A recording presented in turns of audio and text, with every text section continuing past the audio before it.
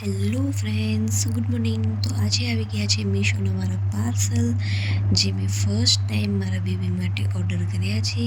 હવે જોઉં છું કે કેવા આવ્યા છે. તો હાલો તમને બતાવું.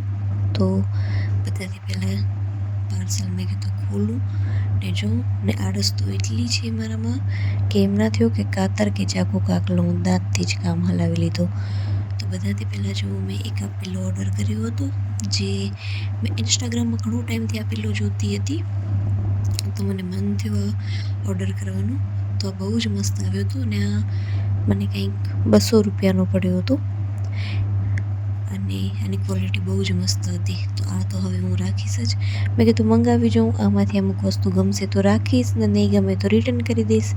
પણ બધી જ વસ્તુ મને બહુ જ મસ્ત આવી, કોઈ પણ વસ્તુ ખરાબ ના નીકળી, એટલે હવે રાખીશ 3 પછી મેં બીજો નેલ કટર ઓર્ડર કર્યો હતો, કેમ કે નાના બેબીના નેલ્સ એક તો બહુ જલ્દી વધે અને પ્લસમાં મને કટ કરતા તો આવડતા નથી અને મને બહુ જ બીક લાગી પાછી. એના માટે મેં આ પણ જોયું હતું રીલ્સમાં ને શોર્ટ્સમાં, અને કે આવા બધા પ્રોડક્ટ્સ આજકાલ મારે ઇન્સ્ટાગ્રામની ફીડ ઉપર બસ બેબી પ્રોડક્ટ્સ ને એવું જ બધું આવતું હોય છે.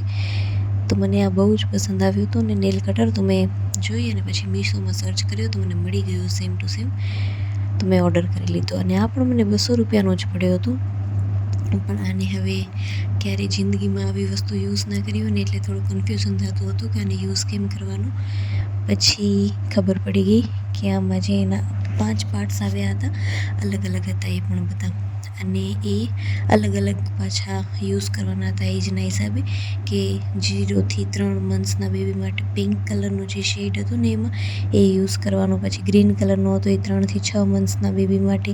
એવી રીતે 5 શેડ્સ આવ્યા હતા એમાં, અને એ પણ મસ્ત પ્રોડક્ટ હતો.